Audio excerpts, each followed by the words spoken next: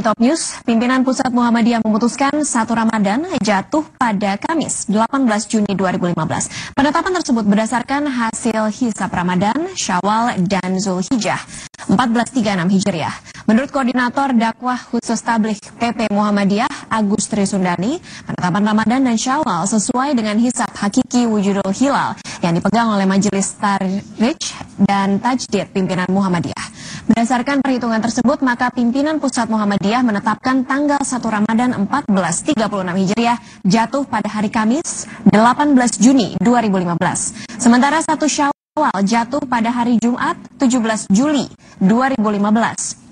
Hisab hakiki wujudul sendiri berpedoman kepada 3 poin penting, yakni ijtima atau konjungsi antara bulan, matahari, dan bumi. Ijtima terjadi sebelum matahari tenggelam dan saat bulan di atas ufuk, berapapun tinggi dan derajatnya. Tanggal 1 Ramadannya, tanggal hari Kamis, tanggal 18 Juni, itu 1 Ramadan, dikarenakan pada saat ijtima itu, ijtimanya memang sudah terjadi ijtima, dan memang kriteria kedua kriteria ketiga nggak terpenuhi karena saat matahari tenggelam, bulan masih di bawah garis horizontal, masih di garis ufuk, kurang lebih 2 derajat di bawah ufuk, sehingga dengan demikian bulan Syaban disempurnakan menjadi 30 hari, sehingga 1 Ramadannya jatuh pada hari Kamis tanggal 18 Juni 2015. Gempa dahsyat yang mengguncang Nepal 2 pekan lalu menyebabkan korban tewas mencapai lebih dari 7.200 orang. Ratusan pendaki yang terjebak tengah dievakuasi dan kuil suci umat Buddha dalam kondisi hancur. Ratusan pendaki gunung dan porter dievakuasi dari gunung Komolangma yang berada di perbatasan Nepal dan Tiongkok. Sedikitnya 200 pendaki yang berasal dari 10 negara dan porter asal desa Sherpa dipindahkan dari perkemahan di ketinggian 6.500 meter menuju wilayah Lhasa dengan bantuan Asosiasi Pendaki Tiongkok. Aktivitas pendakian di bagian utara pegunungan ditutup sementara karena perubahan struktur gunung. 19 pendaki tewas di Gunung Komolangma karena tertimbun longsoran salju. Sementara itu, hari suci kelahiran Buddha dilalui tanpa perayaan di kuil Swayam Bunath, kuil yang terletak di barat laut puncak kota Kathmandu dalam kondisi rawan runtuh. Meski demikian, ratusan umat tetap beribadah di situs suci tersebut. Otoritas telah memperingatkan warga agar berhati-hati. Kuil suci dalam kondisi berbahaya karena kerusakan akibat gempa pada 25 April lalu.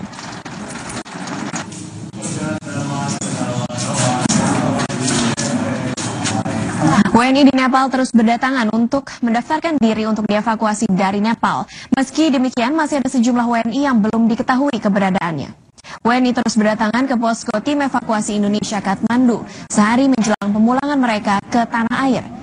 Hingga Senin sore tercatat sekitar 30 WNI telah mendaftar ke posko evakuasi Indonesia di Kathmandu Guest House, Nepal. Sebagian WNI yang mendaftar untuk dievakuasi adalah para wisatawan yang tengah melakukan pendakian ke Mount Everest. Sementara sisanya adalah warga negara Indonesia yang telah menetap di Nepal. Pemulangan WNI di Nepal direncanakan akan dilakukan dengan menggunakan pesawat TNI Angkatan Udara 737-400 paling lambat tanggal 6 Mei mendatang.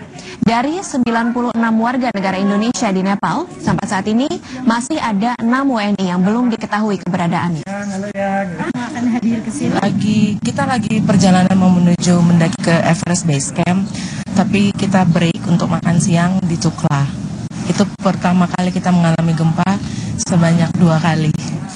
Hingga hari ke-9 pasca gempa yang mengguncang Nepal, tim SAR gabungan berbagai negara masih melakukan pencarian korban yang tertimbun reruntuhan di kota Batapur. Tim menggunakan anjing pelacak dan kamera pencari untuk mencari kemungkinan adanya korban selamat maupun jenazah di antara reruntuhan. Dan berikut ini adalah laporan reporter Desi Fitriani dan juru kamera Muhardi dari Nepal. Pencarian korban gempa 7,9 skala Richter masih terus dilakukan sampai saat ini, dan terlihat di belakang saya tim SAR gabungan dari Kanada, Brazil, Portugal, dan juga tim aparat keamanan dari tuan rumah Nepal serta tim Indonesia masih terus melakukan pencarian terhadap korban tewas gempa pada tanggal 25 April lalu. Dan memang untuk melakukan pencarian dikhususkan pada jenazah yang berada di bawah reruntuhan bangunan yang memang kondisinya saat ini sebagian rumah dalam kondisi rapat dan itu adalah rumah susun atau rumah bertingkat. Pertama sekali mereka mungkin melakukan pencarian dengan menggunakan anjing pelacak, di mana setiap negara membawa sekitar 2 hingga 5 anjing pelacak untuk mendeteksi keberadaan mayat ataupun korban yang diperkirakan masih tertimbun di kawasan ini.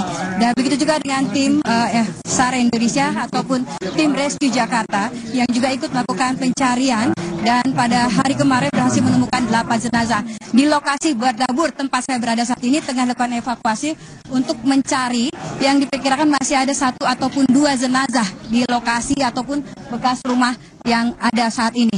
Dan tim ini akan terus melakukan pencarian. Sampai saat ini memang jumlah korban masih terus bertambah karena memang sebagian korban satu demi satu berhasil dievakuasi dari balik ataupun dari bawah bangunan reruntuhan yang ada bukan hanya di kota Kamandu tetapi juga di beberapa kota lainnya. Untuk evakuasi saat ini terhalang dengan sempitnya jalan ataupun alat berat yang masih belum memadai untuk evakuasi. Dan memang pencarian masih terus diutamakan di bawah reruntuhan bangunan. Dari Kamandu, Nepal, Desi Fitriani Muhardi melaporkan. Kita ke informasi lainnya pemirsa. PSSI meminta 2 permintaan dalam sidang perdana gugatan PSSI terhadap Kemenpora di Pengadilan Tata Usaha Negara Jakarta. Sidang perdana hari ini memeriksa berkas-berkas perkara. Sidang perdana gugatan PSSI tentang surat keputusan pembekuan yang dikeluarkan oleh Kementerian Pemuda dan Olahraga Kemenpora dengan agenda sidang pemeriksaan berkas perkara. Seusai sidang perdana, kuasa hukum PSSI Aristo Pangaribuan mengatakan ada 2 tuntutan utama dalam gugatan PSSI terhadap Kemenpora. Pertama, pembatalan surat keputusan menteri yang tidak mengakui seluruh aktivitas PSSI. Kedua, PSSI juga meminta penundaan pemberlakuan SK Kemenpora tersebut. Aristo juga mengatakan akan meminta kepada pihak pengadilan untuk memeriksa perkara dengan cepat karena banyak agenda penting sepak bola yang akan berlangsung seperti SEA Games 2015 di Singapura. Pada tanggal 17 April lalu, Menpora membekukan PSSI karena PSSI tidak melaksanakan rekomendasi BOPI soal tidak meloloskan klub Arema Kronus dan Persebaya.